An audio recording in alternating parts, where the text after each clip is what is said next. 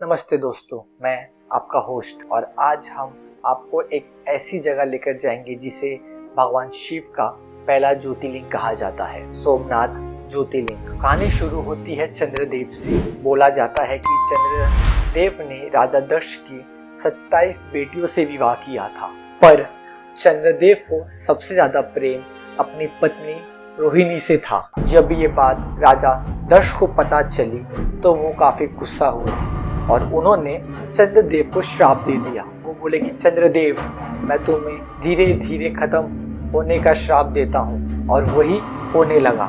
जैसे जैसे श्राप बढ़ते जा रहा था, चंद्रदेव कमजोर पड़ रहे थे। ये सब की वजह से नेचर का बैलेंस बिगड़ने लगा। सारे देवता और उनकी पत्नी रोहिणी ने कहा उनसे कि आप महादेव की शरण में जाएं और उनकी तपस्या करें। हर दिन चंद्रदेव ने महामृत्युंजय मंत्र का जाप किया।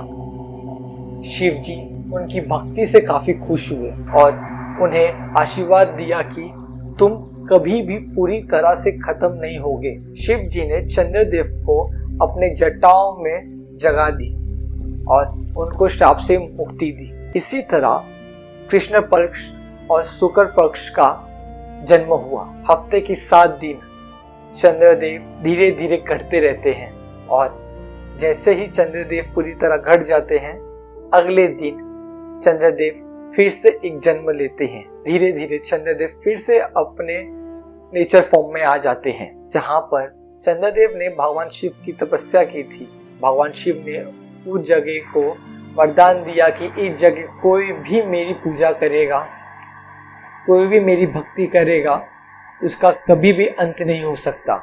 और उधर सोमनाथ ज्योतिर्लिंग स्थापित हुआ।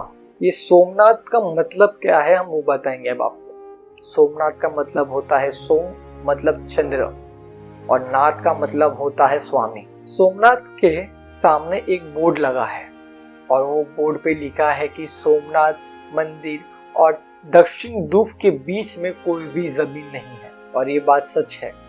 सोमनाथ मंदिर से लेके साउथ पोल तक के बीच में सिर्फ पानी ही पानी है या बर्फ है, पर कोई जमीन नहीं है। सोमनाथ मंदिर का अलग ही आनंद है। मंदिर की घंटियों की गूंज, समुद्र की लहरों की आवाज और शिव का अद्भुत लिंग, ये सब मिलकर एक ऐसी शांति देते हैं जिसको बताया नहीं जा सकता। कहा जाता है कि सोमनाथ ज्योतिर्लिंग प्रथम ज्योतिर्लिंग है।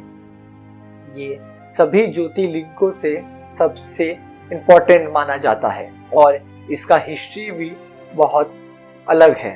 मंदिर को अनेक बार तोड़ा गया, कभी मुगलों ने, कभी ब्रिटिश ने, पर हर बार भक्त और राजाओं ने उस मंदिर को फिर से खड़ा किया। तो दोस्तों, सोमनाथ की कहानी हमें ये सिखाती है कि भक्ति और तपस्या से कितना भी बड़ा श्राप क्यों ना हो, वो वरदान बन जाता है। भगवान शिव अपने भक्तों की रक्षा हमेशा करते हैं। अगर आपको ये कहानी सुनकर अच्छा लगा तो द डिवाइन टॉक शो को सब्सक्राइब जरूर करें। हम आपको मिलते हैं अगले एपिसोड में, जहां हम आपको एक और ज्योतिर्लिंग की कहानी बताएंगे।